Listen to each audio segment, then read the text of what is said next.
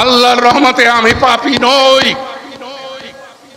আজকে সব চান্দুরা পলায় পলায় বেড়াইতেছে, আর কিছু লোক ইসলামের বিরুদ্ধে কথা বলে। ইসলাম কারে বলে বুঝে না, কোরআন কারে বলে বুঝে না। বোম মারলে সূরা ফাতিহা শুদ্ধভাবে পড়তে পারবে না। এখানে কোরআনের আলোচনা হবে, কোরআনের ব্যাখ্যা হবে, কোরআন তাফসীর হবে। এটা নাট্য মঞ্চ না যে যা মঞ্চ তা এখানে বলা যাবে না। আগামীতে যখন দাওয়াত করা হবে, আমরা টিনের ঘরে ওয়াজ করব, আমরা মসজিদে ওয়াজ করব, প্যান্ডেলের দরকার নাই। আমরা টিনের ঘরে ওয়াজ করব, খাওয়া দাওয়া কিছু দেওয়া লাগবে না, দরকার হলে ফ্রি ওয়াজ করব। আজকে যে আসছে 1 টাকা নেই নাই 1 টাকা নেব না, আল্লাহর জন্য ওয়াজ করব।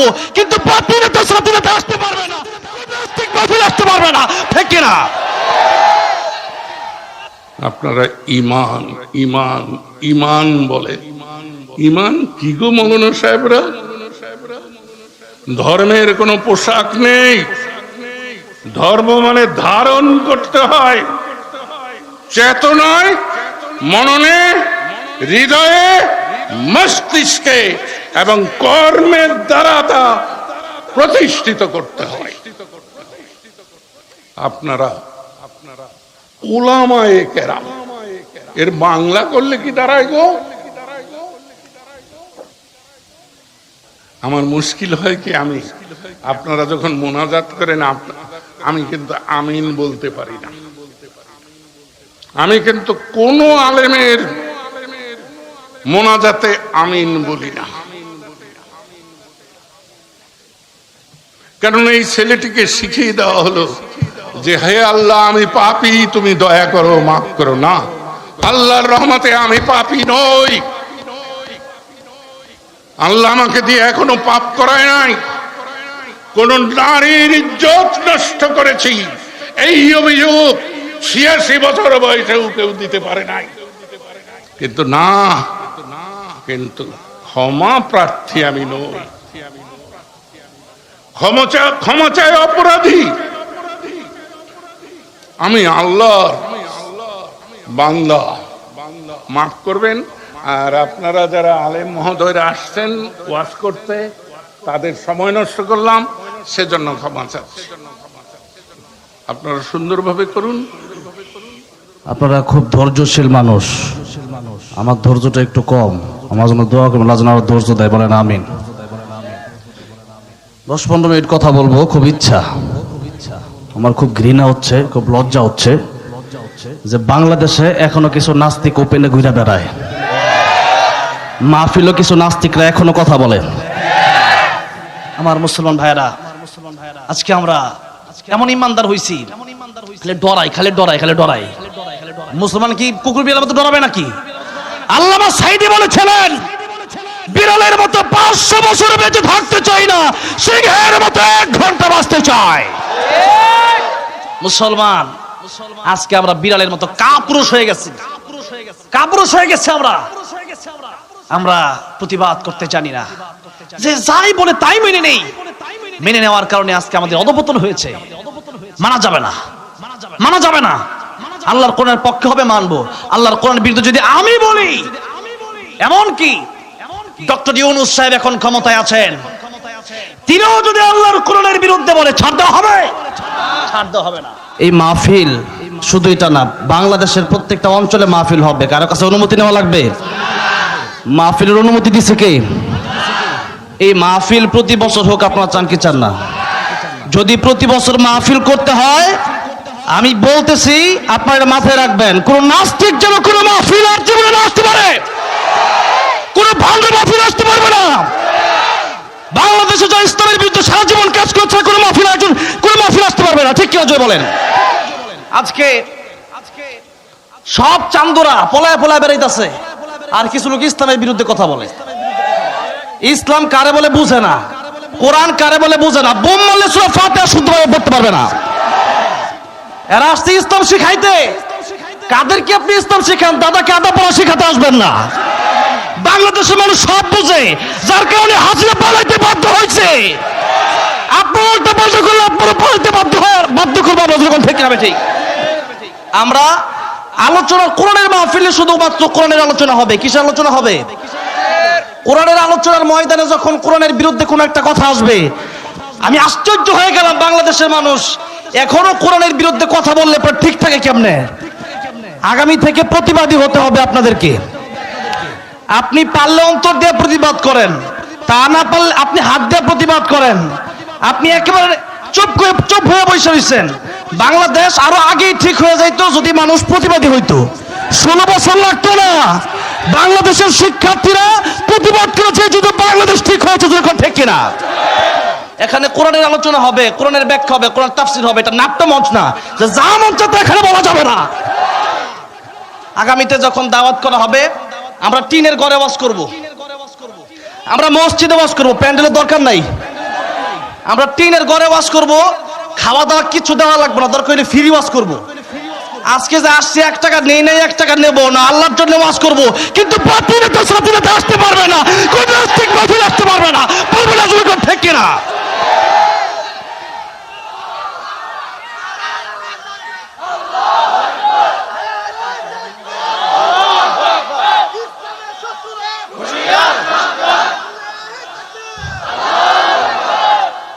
কথা স্পষ্ট।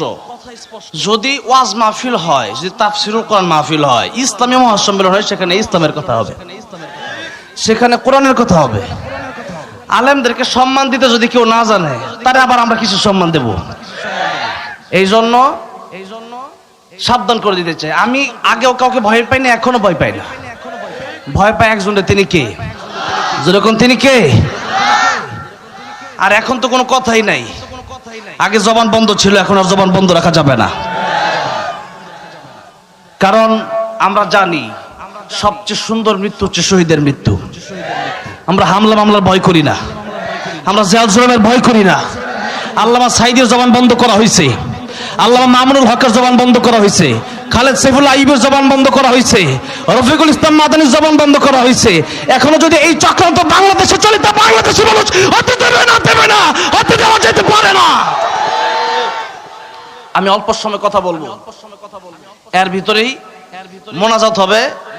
আমি লম্বা টাইম, আমার প্রায় 100 ডিগ্রি জ্বর, আমার মাথা ঠিক থাকে কেমনে।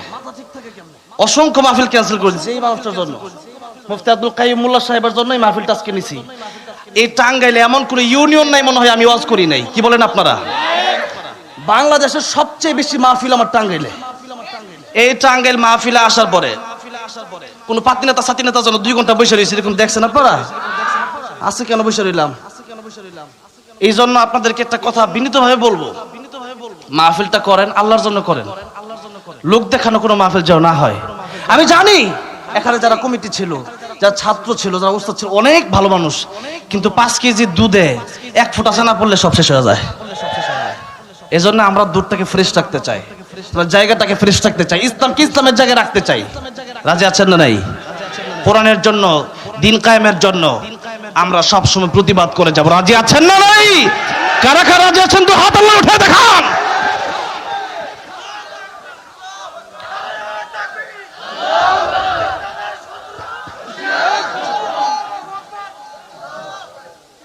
ইন্নাল্লাহা আশতারা মিনাল মুমিনিনা আনফুসাহুম ওয়া আমওয়ালাহুম বিআন্না লাহুমুল জান্নাহ। আমাদের জান, আমাদের মাল আল্লাহ পাক আগে কিনে নিয়েছেন জান্নাতের বিনিময়ে। কিসের বিনিময়ে? জান্নাতের বিনিময়ে। আপনারা এতক্ষণ বসে আছেন, বাংলাদেশে এই প্রথম নজির আমি দেখলাম এই টাঙ্গাইলে। তার মানে আপনাদের ধৈর্য আছে, তার মানে আল্লাহ আপনাদেরকে ভালোবাসেন। যদি 11:30 পর্যন্ত চলে, কষ্ট হবে আপনাদের? কয়টা পর্যন্ত চলবে? সারা রাত। এতক্ষণ অসুস্থ ছিলাম, এখন আল্লাহর নামের তাকবীর শুনে সুস্থ হয়ে গেছে, আলহামদুলিল্লাহ। কোন যারা ইমানদার, যারা কি ইমানদার, আব্দুল্লাহ ইবনে হুযাফা রাদিয়াল্লাহু আনহু, আব্দুল্লাহ ইবনে হুযাফা রাদিয়াল্লাহু আনহুকে রোম সম্রাট আব্দুল্লাহ ইবনে হুযাফার এক যুদ্ধের ময়দান থেকে আব্দুল্লাহ ইবনে হুযাফাকে আটক করলো।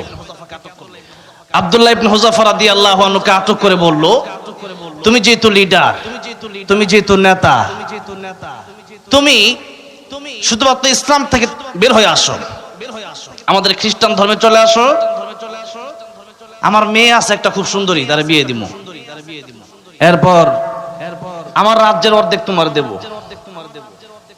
আর আমি মরে যাওয়ার পরে পুরো রাজ্যের সরকার প্রেসিডেন্ট হবা তুমি, রোম সম্রাট হবা তুমি। আব্দুল্লাহ ইবনে হুযাফা রাসূল সাল্লাল্লাহু আলাইহি সাল্লামের একজন সাহাবী রাদিয়াল্লাহু আনহু। আব্দুল্লাহ ইবনে হুযাফা সেদিন বলেছিলেন, ওই কুকুর, তুই দুনিয়ার কুকুর, তুই দুনিয়া চাস, আমি দুনিয়া চাই না, আমি আল্লাহকে চাই। মাল্লাহুল মাওলা ফালাহুল কুল, আমি যদি আল্লাহরে পাই আমার সব হয়ে যাবে। আর তুই দুনিয়া চাস, তুই দুনিয়াও হারাবি, খাসিরাত দুনিয়া ওয়াল আখিরা, তুই দুনিয়াও হারাবি, আখিরাতও হারাবি, জান্নাতও হারাবি, ঠিক কিনা? এই জন্য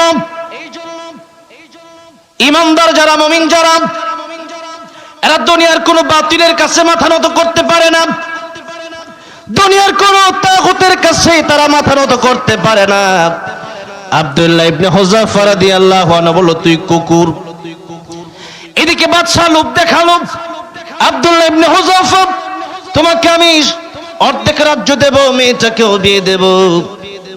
আব্দুল্লাহ ইবনে হুযাফা যখন বললেন কুকুর, বাদশার মেজাজ গরম হয়ে গেল। এতক্ষণ লোভ দেখাইছে, লোভেও কাজ হয় নাই। এবার আব্দুল্লাহ ইবনে হুযাফা রাদিয়াল্লাহু আনহুকে জেলখানায় বন্দী করলো। কারণ আব্দুল্লাহ ইবনে হুযাফা রাদিয়াল্লাহু আনহুর মুখে যে ভাষা বের হয়েছে তার ব্যাপারে সে ভালো করে বুঝতে পেরেছে, যে ব্যক্তি ঈমানদার সে ব্যক্তি দুনিয়া চায় না, সে ব্যক্তি কারে চায়? ওয়াল্লাযীনা আমানু আশাদ্দু হুব্বাল লিল্লাহ, ঈমানদার সবচেয়ে বেশি ভালোবাসা কারে? ইব্রাহিম আলাইহিস সালামকে আগুনের ভিতরে ফেলা হবে। ইব্রাহিম আলাইহিস সালামের কাছে জিবরাইল এসে বললেন, আল্লাহর পয়গম্বর ইব্রাহিম খলিলুল্লাহ, আপনি আমারে বলেন আপনারে আগুন থেকে বাঁচায় দেই। পয়গম্বর ইব্রাহিম খলিলুল্লাহ ডাক দিয়ে বলেন, জিবরাইল তুমি কেন আমারে বাঁচাবা? বাঁচানোর মালিক তুমি না, বাঁচানোর মালিক জোরে কোন কে? আমার আল্লাহ কি অন্ধ? আমার আল্লাহ কি চোখে দেখে না? আমার আল্লাহ যদি অন্ধ না হন তাহলে তুমি কেন আমারে বাঁচাবা? আর আমি আগুনে পড়লে যদি আমার আল্লাহ খুশি হয়, আমার আল্লাহ রাজি হয়, আমি আল্লাহর খুশির জন্য একবার দুইবার নয় 1000 বার আমি আগুনের ভিতরে জ্বলতে রাজি আছি। ইব্রাহিম আলাইহিস সালামের প্রতি আল্লাহ খুশি হয়ে গেলেন। এটাই হচ্ছে পরীক্ষা। আল্লাহ তাআলা বলছেন, وَلَنَبْلُوَنَّكُمْ بِشَيْءٍ مِّنَ الْخَوْفِ وَالْجُوعِ وَنَقْصٍ مِّنَ الْأَمْوَالِ وَالْأَنفُسِ وَالثَّمَرَاتِ وَبَشِّرِ الصَّابِرِينَ। আল্লাহ তাআলা বলেন, অবশ্যই অবশ্যই যারা আরবি গ্রামার জানে তারা জানে, ওয়ালানাবলুওয়ান্না, আল্লাহ লামে তাকিদ দুনে তাকিদ দুইবার বলেন, অবশ্যই অবশ্যই তোমাদেরকে আমি আল্লাহ পরীক্ষা করব। কিভাবে পরীক্ষা করব? 1 নম্বরে খাউফ, 1 নম্বরে ভয়। কিসের ভয়? কথা বলতে যাবা ওইটা বলতে পারবা না, এটা বলতে পারবা না, বাধা দিবে, কিন্তু এরপরেও বলতে হবে, যেরকম ঠিক কিনা? আল্লাহ প্রথম কথাই বললেন, আল্লাহকে ভয় করো। দুনিয়াতে তোমাদেরকে জালেমরা, তাগুতরা, স্বৈরাচাররা ভয় দেখাবে, আল্লাহর কোরআনের কথা বলার সময় কোনো ভয় পাওয়া যাবে না। কারণ মুমিন মরে একবার আর মুনাফিক মরে দিনে 1000 বার। আর মুমিন যারা, এদের মরণ হয় না, বরং মরণের পরে শুরু হয়ে যায় তাদের সুন্দর জীবন, জান্নাতের জীবন। সেরকম জান্নাতের জীবন পেতে রাজি আছেন না নাই? জান্নাতে যেতে হলে কষ্ট করার দরকার আছে না নাই? ভয় আসবে, ক্ষুধা আসবে, ফসল নষ্ট হবে, জালের উপর দিয়া ছুরি যাবে, জালের উপর দিয়া জেল যাবে, জুলুম যাবে, জেল খাটবো, জুলুম খাটবো, ফাঁসির কাস্টে জ্বলতে পারি, জীবন দিতে পারি, তথাপি আল্লাহর কোরআনের বিরুদ্ধে কথা বললে আমরা সহ্য করতে পারি না, ঠিক কিনা? জোরে বলেন। এই জন্য যেখানে সেখানে বসে ইসলামের বিরুদ্ধে কথা বলবেন না। বয়স হইলে বেশি বেশি মনে করেন আপনি শিক্ষিত হয়ে গেছেন, বয়স হয়েছে ঠিক, কিন্তু কোরআন হাদিসের জ্ঞান নাই, সে মূর্খের বাচ্চা, মূর্খ, ঠিক কিনা? জোরে বলেন। এই জন্য তুমি যত বড় নেতাই হও না কেন, আল্লাহর কোরআনের বিরুদ্ধে কথা বলবার পার পেয়ে যাবে। এখনো সময় আছে, ভালো হয়ে যাও। এখনো যদি ভালো না হও, সালমান এফ রহমানের কাছ থেকে শিক্ষা গ্রহণ করো, ব্যারিস্টার সুমনের কাছ থেকে শিক্ষা গ্রহণ করো। এরপরে আরো তো মন্ত্রী আছে, যখন টেনে টেনে লয়ে ওখান থেকে শিক্ষা গ্রহণ করো। শিক্ষা গ্রহণ না করলে জনগণ এমন বলাই দিবে, সহ্য করতে পারবো না। মুসলমান, জুলুমের একটা শেষ আছে। যারা জুলুম করে এরা ভালো করেই জানে যে আমার পতন হবে। ওয়ালাইন সাআলতাহুম মান খালাকাস সামাওয়াতি ওয়াল আরদা লায়াকুলুন্না আল্লাহ।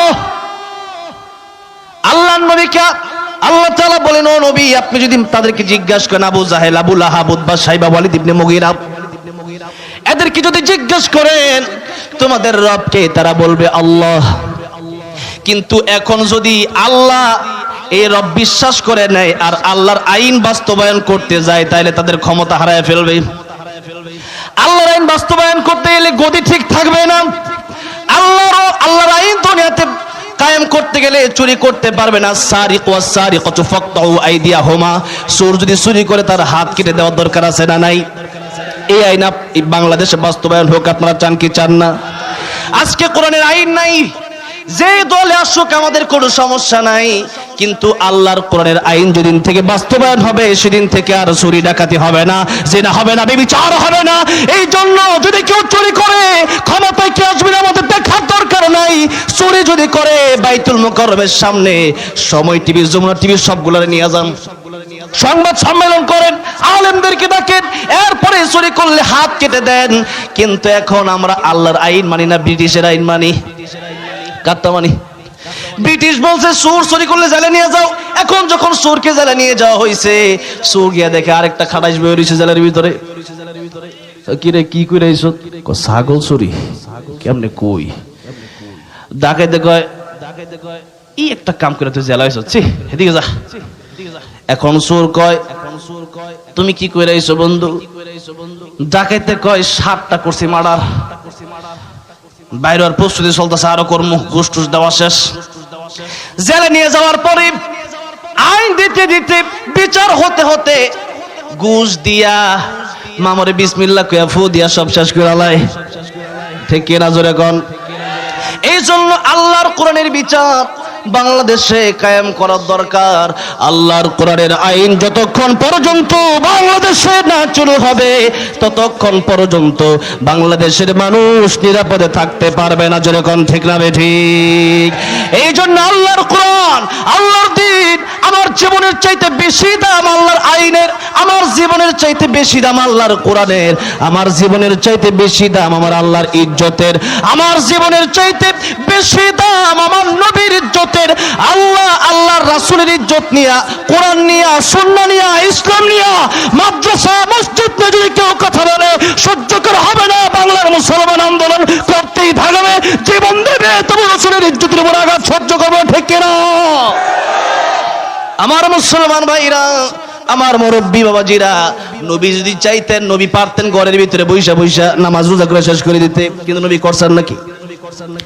আল্লাহ নবীকে আবু জাহেলের গোষ্ঠীর লোকেরা এসে বলেছিল, মুহাম্মদ সাল্লাল্লাহু আলাইহি সাল্লাম, তোমরাও কিছুদিন আমাদের ধর্মের সাথে পূজা করো, আমরাও তোমাদেরটা করি, আমরাও নামাজ পড়বো, তুমিও আইসা পূজা করবা। আল্লাহ তাআলা সূরা কাফিরুন নাজিল করলেন, জানালেন, ও আমার নবী, আপনি কাফিরদেরকে বলে দিন, কুল ইয়া আইয়ুহাল কাফিরুন লা আ'বুদু মা তা'বুদুন। ও কাফিররা, তোমরা যার ইবাদত করো, মূর্তির ইবাদত করো, মূর্তিকে পূজা দাও, যেই মূর্তি কথা বলতে পারে না, খাইতে পারে না, তোমাদের কোনো উপকার করতে পারবে তো দূরের কথা, মূর্তির উপর যদি মাছ এসে বসে ওইটাই সরাইতে পারে না। ঠিক কিনা? নবীর যুগে কাফের একটা যাচ্ছে মূর্তি নিয়া, কি নিয়া, ছোট ছোট বগলে তরলিয়া। এখন তার ধরছে শিশি, তার কি ধরছে, সে শিশি করতে গেছে, ওদিকে এক কুত্তারও ধরছে শিশি। কার? ও করতে গেছে সাইডে শিশি, কিন্তু কুত্তা কয় আজকে জায়গা পাইছি, খুব ভালো জায়গা, তার খোদার উপরে দিছে সাইডা। যেমনি তার খোদার উপরে সাইডা দিছে, ও আয়েশা মনে করছিল রহমতের পানি, চারান দে দে, চারান দে, এটা টক লাগে, টক, রহমতের পানি তো মিষ্টি হবে, এটা টক লাগে গেলি গিয়া। এখন রহমতের পানি খাইতে গিয়ে আবার বুঝছে না, তাহলে ওই যে কুকুরটা দেখা যায় এটাই প্রস্তাব করছে, এটাই সত্য। এবার চিন্তা করছে না, এটা আমার খোদা হতে পারে না, তুই হুদা, তুই কি, তুই হুদা, তুই কিসের খোদা? তুই তোরে নিজেকে বাঁচাইতে পারস না, তুই আবার কিসের খোদা? আল্লাহ রাসূল সাল্লাল্লাহু আলাইহি সাল্লামের কাছে গিয়ে বললেন, ইয়া রাসূলুল্লাহ, ইয়া হাবিবাল্লাহ, এই ঘটনা আমি নিজ চোখে দেখে এসেছি। যে খোদার কাছে আমি বাঁচতে চাই, আমি আযাব গজব থেকে বাঁচতে চাই, খোদা নিজেই আযাব গজব থেকে বাঁচতে পারে না, এটা তো হুদা। ইয়া রাসূলুল্লাহ, আমারে পড়ে দেন লা ইলাহা লা ইলাহা ইল্লাল্লাহু মুহাম্মাদুর রাসূলুল্লাহ সাল্লাল্লাহু আলাইহি ওয়াসাল্লাম। নবীজি বললেন, তোমরা যাকে খোদা মানো, আমি সেই খোদার ইবাদত করি না, আর আমি যে আল্লাহর ইবাদত করি, তোমরা সেই আল্লাহর ইবাদত করো না। সুতরাং ইসলাম এসেছে বিজয়ের জন্য, ইসলাম পরাজয়ের জন্য আসে নাই। তোমরা যা বলবা তা ইসলাম শুনবে না, বরং আল্লাহর কোরআন যা বলবে তাই তোমাদেরকে শুনতে হবে। এখন ইসলাম এসেছে বিজয় হওয়ার জন্য, আল্লাহর কোরআন বিজয় হবে, আল্লাহর কোরআন পরাজয় হবে না। আল্লাহর কোরআন যদি পরাজয় না হয়, এক মাস তারা নবীর সাথে মসজিদে আইসা নামাজ পড়বে, ইসলাম বিজয় হয়েছে, ঠিক আছে। কিন্তু পরের মাস যদি নবীজি তাদের সাথে যায়, ইসলাম বিজয় থাকবে না, পরাজয় হবে। হ্যাঁ, অনেকেই যে এখন বলে ধর্ম যার যার উৎসব সবার, এরকম নাস্তিক গুলা বলে, যেরকম ঠিক না ঠিক বলতেছে কত সুন্দর কইরা কোরআনের চেয়ারে বসে এই কথা বলতেছে যে ইসলামে নাকি পোশাকের কোনো সিস্টেম নাই। আরে ইসলাম তো পূর্ণাঙ্গ জীবন বিধান, ঠিক কিনা জোরে কোন? পোশাক মানে বাথরুমে গেলেও ইসলাম আছে, মসজিদে গেলেও ইসলাম আছে, খাইতে গেলে ইসলাম আছে, ঘুমাইতে গেলে ইসলাম আছে। এখন যদি ইসলামে যদি পোশাক না থাকে, আমি যদি জুব্বা যদি 17-এর উপরে উঠাই, এটা কি হালাল না হারাম? জায়েজ না না জায়েজ? আবার যদি টাকনুন নিচে নামাই, ওইটাও হালাল না হারাম? এখন লেবাস তো ইসলামের ভিতরে আছে, তুমি জানো না তুমি এখানে কি জন্য আসো, ঠিক না জোরে কোন? জানো না, আসো উল্টা পাল্টা কথা বলতে। এই জন্য ইসলামের জ্ঞান আগে অর্জন করো, ইসলামের জ্ঞান আগে অর্জন করে এরপরে কথা বলো। এই জন্য বাংলাদেশের মানুষ আপনাদেরকে ভালো করে বলে রাখি, যেখানেই হবে জুলুম সেখানেই হবে প্রতিবাদ, ঠিক কিনা জোরে কোন? যেখানেই জুলুম সেখানে কি হবে? নবীজি বললেন, তোদের কথায় আমরা চলবো না, আমাদের কথায় তোরা চলবি। আল্লাহর কোরআন যা বলছে তারা তো সেই কথা তোদের শুনতে হবে, কারণ আকাশ জমিন কার? জোরে কোন কার? আল্লাহ বলছেন, ইয়া মাশারাল জিন্নি ওয়াল ইনসি ইন ইসতাতা'তুম আন তানফুযু من أقطار السماوات والأرض فانفذوا لا تنفذون إلا بسلطان। ও জিনেরা, পৃথিবীর মানুষেরা, আল্লাহর কোরআনের আইন বাদ দিয়া যদি তোমরা তোমাদের নিজেদের আইন যদি দুনিয়াতে বাস্তবায়ন করতে চাও, আল্লাহর কোরআনের আইন যদি তোমাদের কাছে ভালো না লাগে, বের হয়ে যাও আমার আকাশ থেকে, বের হয়ে যাও জমিন থেকে। ইন্ডিয়া গেলে কি আল্লাহর আকাশ জমিন ছেড়ে বের হওয়া যাবে নাকি? দিল্লি গেলে, মুম্বাই গেলে, দুবাই গেলে, পুরো পৃথিবীটাই আল্লাহর আকাশ জমিন, আল্লাহর আকাশ জমিন ছাড়া কিচ্ছু নাই। আল্লাহ লা তানফুযুনা ইল্লা বিসুলতান, আল্লাহর আকাশ জমিন ছেড়ে তোমরা কোনোভাবে বের হতে পারবা না। সুতরাং আল্লাহর জমিনে থাকতে হলে আল্লাহর কোরআন মেনেই তোমাদেরকে বেঁচে থাকতে হবে, আল্লাহর কোরআনের বিরোধিতা করে বেঁচে থাকার কোনো সুযোগ নাই, ঠিক না? আল্লাহ নবী বলে দিলেন স্পষ্ট কথা, তোমাদেরটা আমরা মানবো না, তোমরা যেটা বললো ওইটা করো। আমরা আল্লাহকে ভালোবাসি, আল্লাহর কোরআন বিজয়ী হবে। সুতরাং তোমাদের কথা অনুযায়ী আমরা চলবো না। আব্দুল্লাহ ইবনে হুযাফা রাদিয়াল্লাহু আনহু তিনিও বললেন, ওরম সম্রাট কুকুর, তোর কথা অনুযায়ী আমি চলবো না। তুই দুনিয়া দিতে পারোস, আমার আল্লাহর কাছে দুনিয়ার একটা মশার পাখার সমান দাম নাই, সুতরাং তোর কথায় আমি চলবো না। আব্দুল্লাহ ইবনে হুযাফাকে জেলখানায় বন্দী করা হলো। আব্দুল্লাহ ইবনে হুযাফাকে যখন জেলখানায় বন্দী করা হলো, আব্দুল্লাহ ইবনে হুযাফাকে 1 দিন 2 দিন 3 দিন 4 দিন 5 দিন 6 দিন 7 দিন 1 সপ্তাহ পর্যন্ত খাবার বন্ধ রাখা হলো, ডাক্তার পাঠানো হলো। আমি তো মনে করি ওই যে 1 সপ্তাহ পরে ডাক্তার পাঠানো হলো, কেন পাঠানো হলো একটু বুঝেন, ভালো করে বুঝেন, এদিকে মনোযোগ দেন। নবীর সাহাবী, যুদ্ধের সেনাপতি, সেনাপ্রধান আব্দুল্লাহ ইবনে হুযাফা রাদিয়াল্লাহু আনহুর কাছে 7 দিন পরে হলো ডাক্তার পাঠানো হলো, দেখো বেঁচে আছে না মরে গেছে, খাওয়ার দরকার আছে না নাই। বাচ্চা তো তার খোঁজ নেওয়ার জন্য একজন ডাক্তার পাঠাইছে, কিন্তু এর চাইতেও বড় স্বৈরাচার আমরা কয়দিন আগে দেখছি যে আলেমদেরকে এমন আইনা ঘরে রাখছে, বছরকে বছর ঠিকভাবে খোঁজ খবরও রাখে নাই। শুধু তাই না, আল্লামা সাঈদীকে শহীদ করা হয়েছে, এটা আপনারা বিশ্বাস করেন কি করেন না? এত হাসি খুশি একটা মানুষ, তারা যেইভাবে হত্যা করা হয়েছে, পরিকল্পিতভাবে হত্যা করা হয়েছে, ঠিক কিনা যেরকম না? আমি বলেছিলাম আল্লামা সাঈদী তুমি মরণি, শহীদ হয়েছ তুমি এটাই জানি, ঠিক না? কারাগারে কাটালে 13টি বছর, বাতিল কেঁপেছে তোমায় দেখে থর থর, ঠিক না? কারাগারে কাটালে 13টি বছর, বাতিল কেঁপেছে তোমায় দেখে থর থর, তুমি যে ছিলে মোদের নয়নমণি, শহীদ হয়েছ তুমি এটাই জানি, ঠিক না? হেরা এই জন্য যে কথা বলতেছিলাম, আব্দুল্লাহ ইবনে হুযাফা রাদিয়াল্লাহু আনহুর কাছে ডাক্তার পাঠানো হলো। ডাক্তার পাঠানোর পর ডাক্তার বলল, রোম সম্রাট আব্দুল্লাহ ইবনে হুযাফা মনে হয় আর বাঁচবে না, মৃত্যুর সাথে পাঞ্জা লড়তেছে। ডাক্তারকে রোম সম্রাট বলে দিল, ও ডাক্তার, আব্দুল্লাহ ইবনে হুযাফার কাছে যাও, আব্দুল্লাহ ইবনে হুযাফার কাছে গিয়ে জিজ্ঞাসা করো 7 দিন আগে যেই সুসংবাদটা আমি দিয়েছিলাম, এই সুসংবাদটা তারে আমি আবার দিলাম, সে যদি এখনো মেনে নেই, আমি আমার মেয়েকে তার কাছে বিয়ে দেব, অর্ধেক রাজ্য আমি তারে দিব, বাড়ি গাড়ি নারীর কোনো অভাব হবে না, তুমি তারে বলে দাও ফিরে আসার জন্য। ডাক্তার গিয়ে বলল, আব্দুল্লাহ ইবনে হুযাফা, এখনো তোমাকে রোম সম্রাট সময় দিয়েছেন, চাইলে এখনো ফিরে আসতে পারো, বাড়ি গাড়ি নারী কিছুর অভাব হবে না, শুধুমাত্র আল্লাহকে বাদ দিয়া তুমি খ্রিস্ট ধর্ম গ্রহণ করো। আব্দুল্লাহ ইবনে হুযাফা রাদিয়াল্লাহু আনহু রাজি হলো না। বাচ্চা বলো, ঠিক আছে, কমপক্ষে তারে বাঁচায় রাখো, আরো কিছু সময় দাও। এখন বাঁচায় রাখার জন্য তুমি তারে দিবা শুয়োরের গোশত আর মদ, হালাল না হারাম? হ্যাঁ, শুকরের গোশত, কিন্তু জীবন বাঁচানোর তাগিদে কিচ্ছু নাই। এখন আছে শুকরের গোশত, আছে এই মদ, পানিও নাই, 7 দিন হয়ে গেছে। এমন টাইমে যদি তিনি খাইতেন, হারাম ছিল তখন, তখন হারাম না, তখন হালালই ছিল, তখন তিনি জীবন বাঁচানোর তাগিদে খেতে পারতেন। কিন্তু আব্দুল্লাহ ইবনে হুযাফার কথাটা সবাই মনোযোগ দিয়ে শুনেন। আব্দুল্লাহ ইবনে হুযাফা রাদিয়াল্লাহু আনহু বললেন, মদ আর শুকরের গোশত 7 দিন পরে আমার সামনে নিয়ে আসছিস কেন?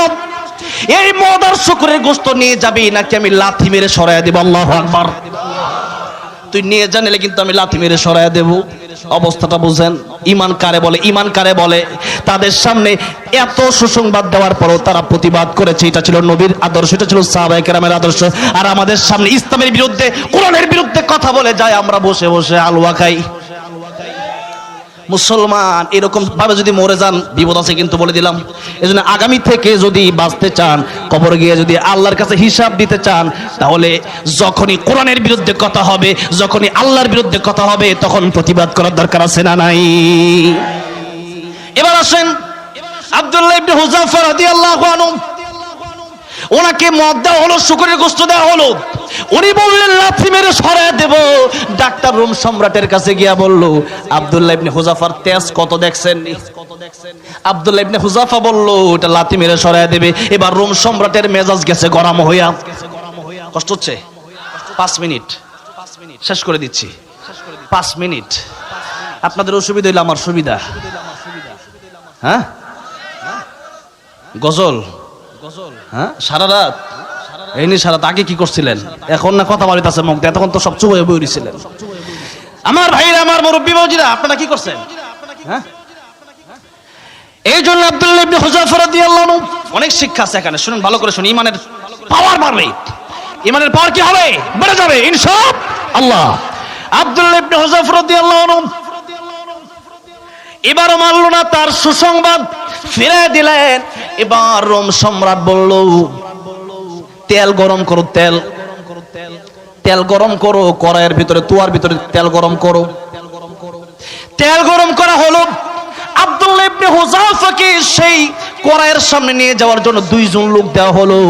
এমন অবস্থা, এমন ক্ষুধার্ত, যদিও তিনি ক্ষুধার্ত, খাবার নাই পানি নাই, কিন্তু যারা ইমানদার এরা যদি দুনিয়ার খাবার নাও খায়, তাদের সাধারণত দৈহিক শক্তি, তাদের শারীরিক শক্তি দুর্বল হতে পারে, কিন্তু ইমানি শক্তি তাদের দুর্বল হয় না, বরং আরো কি হয়, সবল হয়। আব্দুল্লাহ ইবনে হুযাফা রাদিয়াল্লাহু আনহুকে এবার তোমার সামনে দুইজনের কাঁধের উপর ভর দিয়ে নিয়ে যাওয়া হলো। আব্দুল্লাহ ইবনে হুযাফা রাদিয়াল্লাহু আনহু দাঁড়াই রইলেন সেখানে। একদিকে ক্ষুধা আর একদিকে আব্দুল্লাহ ইবনে হুযাফার জীবন হয়তো চলে যাবে এখন। কিন্তু বলেন তো আপনারা, প্রকৃত ঈমানদার যারা, এরা সবচাইতে কোন মৃত্যু বেশি কামনা করে? জোরে বলেন। নবীজির একজন প্রিয় সাহাবী, নাম ছিল আগে আব্দুল উজ্জা, পরে নাম হয়েছিল আব্দুল্লাহ রাদিয়াল্লাহু আনহু। আব্দুল্লাহ রাদিয়াল্লাহু আনহু অনেক লম্বা কোন সেদিকে আমি যেতে চাই না। আব্দুল্লাহ রাদিয়াল্লাহু আনহু বাড়ি গাড়ি ছেড়ে, এমনকি তার কাছ থেকে কাপড়টা পর্যন্ত তার চাচা কেড়ে নিয়েছিল, সব কিছু ছেড়ে দিয়ে শীতের মধ্যে গভীর রজনীতে নবীর কাছে গেল। ইয়া রাসূলুল্লাহ, ইয়া হাবিবাল্লাহ, আপনার চেহারা দেখার জন্য দাঁড়ায় আছি। নবীজি গো, আপনার চেহারাটা বড় সুন্দর, যদি কোন সুবহানাল্লাহ। নবীজি বললেন, তুমি কে? ইয়া রাসূলুল্লাহ, আমি আব্দুল উজ্জা, এখন আমার নাম আব্দুল্লাহ, আমি মুসলমান হয়ে গেছি। আপনি কিছুদিন আগে আমার নাম রেখেছিলেন আব্দুল্লাহ। নবীজি বললেন, তুমি না বড় ধনী মানুষ, আজকে দেখা যায় ছোট্ট একটা কাপড় পরে তুমি এসেছো আমার কাছে। আব্দুল্লাহ রে, কারণটা কি? আব্দুল্লাহ রাদিয়াল্লাহু আনহু বললেন, ইয়া রাসূলুল্লাহ, ইয়া হাবিবাল্লাহ, ইসলাম গ্রহণ করার কারণে, এক আল্লাহকে স্বীকার করার কারণে আমার চাচা আমার কাপড়টা পর্যন্ত আমার পরতে দেয় নাই, আমার উলঙ্গ করে বাড়ি থেকে বের করে দিয়েছে। যেরকম আল্লাহু আকবার।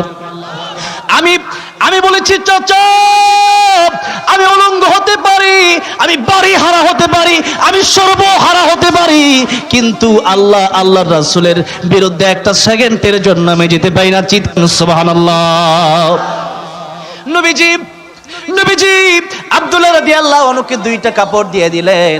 আব্দুল্লাহ রে, এই যে নাও, আমি আমার পরনের দুইটা কাপড় তোমার হাদিয়ে দিয়ে দিলাম। না সুবহানাল্লাহ, বাড়িতে গিয়ে বললেন, জোরে কোন সুবহানাল্লাহ। আব্দুল্লাহ রাদিয়াল্লাহু আনহু দুইটা জামা পেয়ে বড়ই খুশি। এরপরেও নবী জিজ্ঞাসা করলেন, আব্দুল্লাহ রে, তোমার জীবনের কোনো আশা আছে নাকি বলো?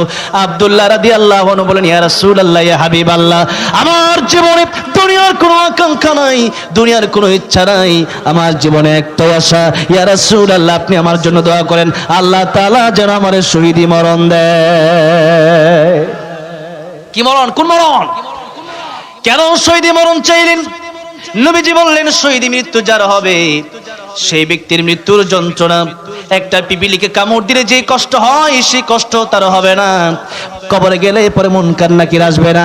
আল্লাহর কিয়ামতের কঠিন ময়দান যেদিন কায়েম হয়ে যাবে, সেদিন মানুষগুলো উলঙ্গ অবস্থায় উঠবে, কিন্তু শহীদ যারা হবে তারা কাপড় পরিহিত অবস্থায় আল্লাহর দরবারে উঠবে। সম্মান কম না বেশি? এবার রক্ত ঝরতে থাকবে দেহ থেকে। আল্লাহ জিজ্ঞাসা করবেন, শহীদ তুমি আমার জন্য কে নিয়ে এসেছো? শহীদ বলবে, আল্লাহ তাআলা। সাধারণ মানুষরা পড়বে নাফসি নাফসি নাফসি নাফসি, কিন্তু শহীদ বলবে, আল্লাহ তাআলা কি করছি তুমি কি ছায়া দেখো না? আল্লাহু আকবার। উল্টো ইমান করবে। আমার আল্লাহ বলবেন, আমার দিন কায়েমের জন্য, আমার ইসলামের জন্য যে তুমি শহীদ হয়ে গিয়েছিলে, এই জন্য আজকে বিনা হিসাবে আমি আল্লাহ তোমার জান্নাতের মালিক বানিয়ে দিলাম। জান্নাতে গেলে পরে আর বৃদ্ধ হওয়া লাগবে না, যুবক থাকবেন, যুবক জীবনে বৃদ্ধ হবেন না। দুনিয়াতে বৃদ্ধ আছে না নাই? এত বড় নেতা বুড়া হয়ে গেছে, এখনো কোরআনের বিরুদ্ধে কথা কয়, কিন্তু জান্নাতে গেলে কিরকম কোনো বুড়া নাই।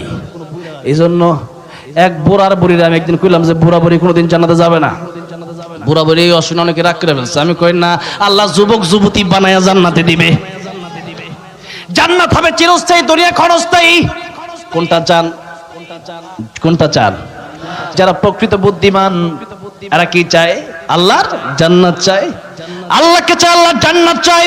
এবার আব্দুল্লাহ রাদিয়াল্লাহু আনহু বলেন, ইয়া রাসূলুল্লাহ, ইয়া হাবিবাল্লাহ, আপনি বলেছেন শহীদ হলে পরে এত মর্যাদা, কবরে মুনকার নাকির আসে না, বিনা হিসাবে আল্লাহ তাআলা জান্নাতের মালিক বানায় দিবেন। ইয়া রাসূলুল্লাহ, আমার জীবনে কোনো ইচ্ছা কোনো আশা আমার নাই, কিন্তু আমার জন্য আপনি দোয়া করেন, একটাই আশা, আমি যেন আল্লাহর রাস্তায় শহীদ হতে পারি। তাদের ইচ্ছা ছিল কি? আর আমাদের ইচ্ছা হলো ঘরের ভিতরে শুধু জিকির করব জিকির করব জিকির করব, আর আল্লাহর কোরআন যে পুরোটাই জিকির সেটা আমরা জানি না। জিহাদের কথা বলেন, কোন রাগ করে কি জিহাদের কথা? এটা কি জিহাদের সময় হয়েছে নাকি? কিন্তু নবীজি বলেছেন কেউ যদি শহীদের তামান্না নিয়ে মারা না যায় তাহলে সে মুনাফিক অবস্থায় মৃত্যুবরণ করলো। কি অবস্থায়? আর জাহান্নামের সবচেয়ে কঠিন শাস্তি হবে মুনাফিকের। কার? আল্লাহ বলেন ইন্নাল মুনাফিকিনা ফিদ দারকিল আসফালি মিনান নার ওয়া লান তাজিদ লাহুম নাসীরা। ওগো নবীজি, মুনাফিকদেরকে জানিয়ে দেন নিশ্চয়ই মুনাফিকরা জাহান্নামের সবচেয়ে তলদেশে থাকবে, আর কিয়ামতের ময়দানে মুনাফিকের জন্য কোনো সাহায্যকারী খুঁজে পাওয়া যাবে। এখন মুনাফিক দেখার জন্য কি লন্ডন আমেরিকা যেতে হবে? সৌদি দুবাই যেতে হবে নাকি? মুনাফিক এই এলাকায় আছে, আছে না নাই? জোরে কোন। এবার আসুন, যে কথা বলতেছিলাম, তাদের ইচ্ছা ছিল তারা শহীদ হবে। শহীদে মৃত্যুর চাইতে সুন্দর কোনো মৃত্যু নাই।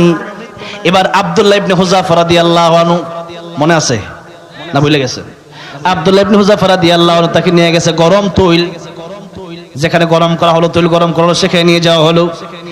একজন কয়েদি আনলো জেলখানা থেকে, এনে বললো তাকে তেলের ভিতরে ছেড়ে দাও আব্দুল্লাহ ইবনে হুযাফার সামনে।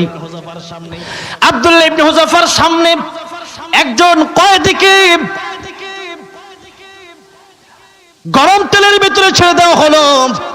গোস্তগুলো ঝাঁঝরা ঝাঁঝরা হয়ে গেল, হাড্ডি থেকে গোস্তগুলো আলাদা হয়ে গেল। লোকটা সেখানে ইন্তেকাল করলো, লোকটার মরণ হয়ে গেল, রূহ বের হয়ে গেল। আব্দুল্লাহ ইবনে হুযাফাকে এবার বলল, আব্দুল্লাহ ইবনে হুযাফা, এবার তোমাকে বলতে চাই, তোমার সামনে একজনকে গরম তেলের ভিতরে ভাজলাম, জীবন শেষ হয়ে গেল, তোমার এখন ভাজা হবে। এর আগে তুমি যদি এখনো স্বীকারোক্তি দিয়ে দাও, আল্লাহকে ছেড়ে দাও, আল্লাহর দিন ছেড়ে দাও, ইসলাম ছেড়ে দাও, কোরআন ছেড়ে দাও, শুধুমাত্র তুমি খ্রিস্টান ধর্ম গ্রহণ করো, তাহলে এখনো সময় আছে, আমার অর্ধেক রাজ্য তোমার দিয়ে দেব, তুমি যা চাও তাই দেব।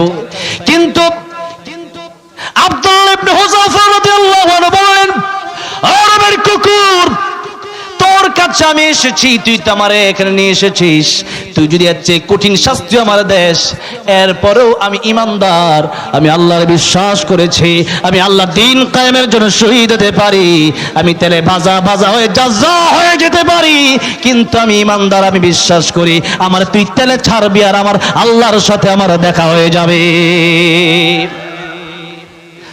এবার আসুন, আব্দুল্লাহ ইবনে হুযাফা রাদিয়াল্লাহু আনহু যখন এই কথা বলল, রোম সম্রাট চিন্তা করলো তার তেলের ভিতরে ভেজে আর লাভ নাই।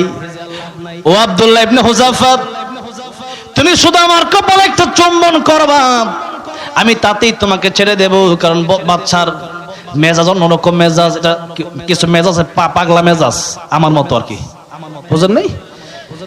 এবার রোম সম্রাট বলল, তোমার তেলে ভাজা হবে না, তুমি শুধু আমার কপালে একটা চুম্বন করবা। আব্দুল্লাহ ইবনে হুযাফা রাদিয়াল্লাহু আনহু এই কথাও রাজি হতো না, কিন্তু বাদশা বলল, তুমি যদি আমার কপালে একটা চুম্বন করো তাহলে তোমার যত সৈন্য আমার কাছে আসে সবাইকে জেল থেকে মুক্তি করে দেব। সুবহানাল্লাহ কোন। আব্দুল্লাহ ইবনে হুযাফা রাদিয়াল্লাহু আনহুকে আল্লাহ বিজয় দান করে দিলেন। এই জন্য মুসলমান যেখানেই জুলুম সেখানেই প্রতিবাদ করবেন, বিজয় আসবে আসবে, বিজয় আসবে আসবে, কেউ ঠেকাতে পারবে না। আল্লাহর কোরআনের জন্য যেখানেই প্রতিবাদ করা লাগে সেখানেই প্রতিবাদ করা লাগবে, জীবন দেব, কিন্তু আল্লাহর কোরআনের বিরোধী কোনো কাজ আমরা হতে দেব না, ঠিক কিনা জোরে কোন। এই জন্য মুসলমান আজকে আর কোনো ওয়াজ নয়, আজকে আর লম্বা করতে চাই না, আপনারাও ক্লান্ত, আমিও ক্লান্ত। আগামীকালের মাহফিল ফুলবাড়িয়া, এই যে কাছেই, কি ঠিক আছে না? বেলাল ভাই কই? কালকে মাহফিল আছে না ফুলবাড়ি? বেলাল ভাই মাহফিল নিছে, ওই কমিটি পুরোটাই আছে, বেশি দূরে না। কালকে ওয়াজ করবো না ইনশাল্লাহ, ওই যারা যাইবার যায়। হ্যাঁ, আজকে তো আগে শুনছেন তো ওয়াজ, আমার আগে করছেন 1 ঘন্টা, জনমের ওয়াজ করছে, শুনছেন না ওয়াজ? আর দাওয়াত দিন। হ্যাঁ আমার মুসলমান ভাইরা, আজকে আমরা এমন ইমানদার হইছি, খালি ডরাই। মুসলমান কি কুকুর বিড়ালের মতো ডরাবে নাকি? আল্লামা সাঈদী বলেছিলেন, বিড়ালের মতো 500 বছর বেঁচে থাকতে চাই না, সিংহের মতো 1 ঘন্টা বাঁচতে চাই।